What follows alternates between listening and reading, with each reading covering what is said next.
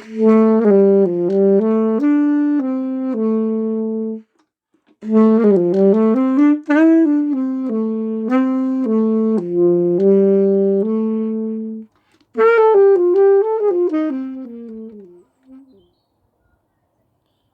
then, hello, we're back. This is part 2 of whatever I'm going to call this. And we'll just get straight into it because I've got some ideas here that I would like to share that I thought were pretty cool. And so we're going to get on to another reason. Another reason to believe in God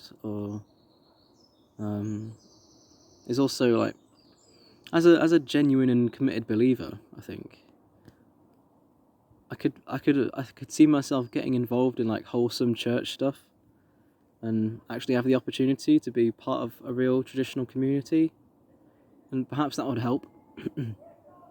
I know what's his face, Dietrich Bonhoeffer, he was not too keen on the kind of nice Christian culture that had come about in the past 100 years or so, I guess, if we're talking in our timeline. But that's still, I don't know, I'm still attracted to that. I can see myself being like getting involved with the church or something. I don't know. Obviously all the churches right now are horribly paused, and I would need like a base church, but that's something there. I mentioned that I attended this Christian Youth Union thing a few times last video. I won't go into why I was there, but it was actually just quite a nice thing. Like, some of the kids were a bit odd, and but there was food and games and talking about Bible verses, and when I actually think about being there again, it was actually quite wholesome, and I actually liked it. Oh, and you know what I've just remembered? One of the people I knew, who shall remain nameless, they were a regular there, and they actually started a YouTube channel talking about Christianity and stuff, and I came across it ages ago, and I was just thinking it was just so cringy at the time, and but here I am, doing the exact same thing now.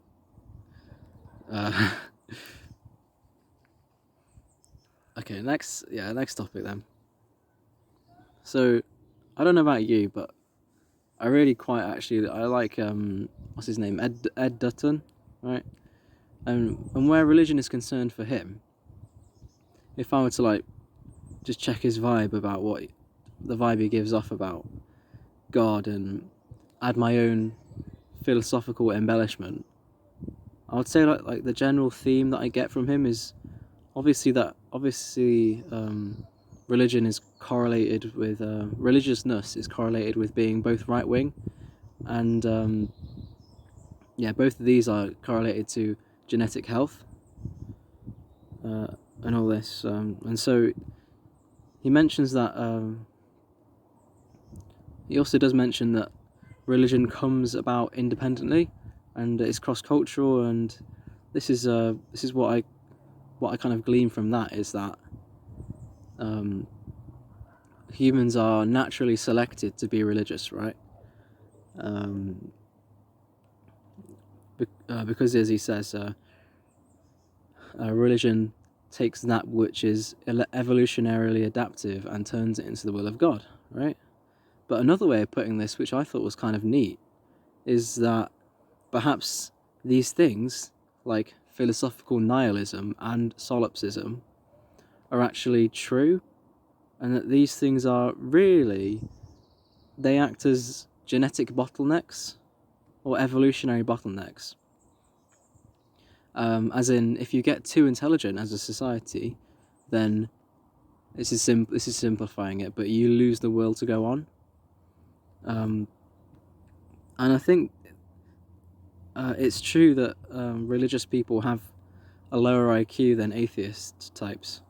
And as in, people who become nihilistic don't tend to pass on their genes under conditions of Darwinian selection.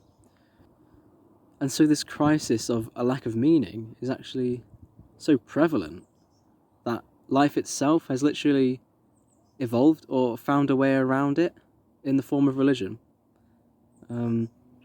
If we realize that the universe doesn't have a true solid foundation because we aren't capable of knowing anything, we can only ever think that we know something. There's always this doubt, and so religion subverts this kind of bottleneck by forming its own epistemological foundation, and this comes in the form of an omniscient, omnibenevolent, and all-powerful God, as a way to get around this evolutionary problem that there really is no meaning to the universe. I hope that idea came through properly. Perhaps we can bring this down to an even deeper level, because if we think about life itself, if you think about it, this might sound a bit odd, but life literally fights entropy, because every atom in the universe is trying to get to its lowest energy level, right? Heat death of the universe and entropy. Isn't this how science says the universe works this week? If we take the human body, for example, due to whichever law of thermodynamics it is, your body is it's constantly losing heat, but the entropic force is outweighed by your own body producing its own heat to stay alive and grow and maintain itself. It's literally fighting death right now, your body.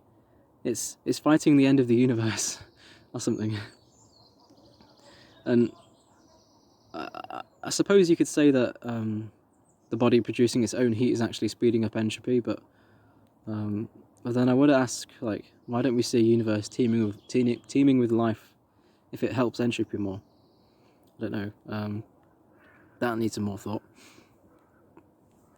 I think definitely within the human context, being right-wing and is literally being wholesome and constructive, and being left-wing is literally is literally deconstruction and having entropy on your side, right?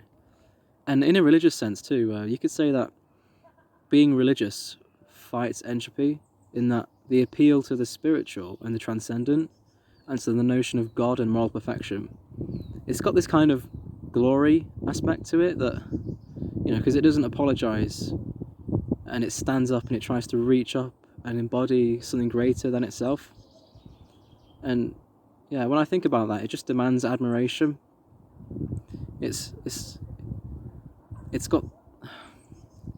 the will for life to go on, despite literally the laws of the universe, in my mind, and appeal to these higher ideals, because, sod off, God is glorious, and we don't care about the heat death of the universe, and we're going to do our own thing.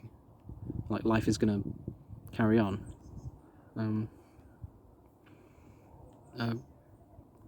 Whereas the scientific and / materialist perspective, spiritually, it totally gives into entropy, and it just looks down on itself, inward facing, whereas the spiritual, the idea of spiritual transcendence is outward facing and upward facing rather.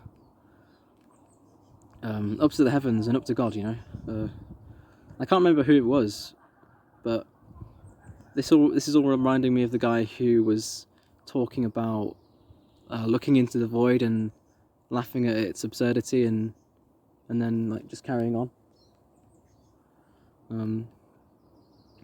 And of course, Dutton might say to that, it's not entropy, it's just the manifestation of the strange and wonderful pathways that evolution, as a natural selection find to get around solipsism and continue the process of self-replicating proteins, which happens for some reason or something. I don't know. Sorry, Ed. Overall, though, that idea itself is just the appeal to something greater than yourself is just a good idea for me to believe in God, but it's just that I've rationalized it to it's just that I've rationalized my own belief to the extent that it's now gone fake or disingenuous, because I feel like I've I'm just more inclined towards these scientific explanations, and I kind of hate it. Yeah, I kind of hate it. You know, at least it feels like extremely based, because I feel like I've married science and philosophy together, like in this kind of weird religious way that I'm quite proud of. Hopefully, those ideas came across. You know, it's perhaps it's not God himself, but the fact that in order to move forward, one must always balance their worldview on an original an original precept that is just epistemologically numb, no matter what, right? Because we can never truly know anything. And with that in mind, isn't God just as good a foundation as any? And considering religion, specifically like the collective belief in a moral God, is cross-cultural phenomenon, isn't it actually the better option? Especially since it promotes these things that are scientifically good for us, in like a genetic sense. Was it that Pascal who said that like in the heart of every man there is a God-shaped hole? To me, that it definitely feels like there's some truth to that. Oh, hello. And yeah, I think if I was to reflect on the past century or so, I would say that secularism has just been an utter disaster, and I mean that in like a spiritual, physical, aesthetic sense. This also corresponds, I think, to this Hume quote, whilst we're on quotes, that I quite like, and I think it just nicely explains where we've gone wrong as a civilization. It goes, reason is, and ought only to be the slave of the passions, and can never pretend to any other office than to serve and obey them. I just really like that idea. I might just do a video on Hume quotes at some point. Anyway, I think that'll do for God and things. Creating this video has definitely helped me come to some conclusions about my own feelings and beliefs in that. Sort of feels like perhaps one day I can see myself converting and being a born-again Christian, but it feels like I'm on a sliding slope down to that point, but that's going to depend on a few things. Yeah then, that'll do for now. Yeah, nothing else. Doesn't look like it. I hope you enjoyed it. That is all. Carry on, guys.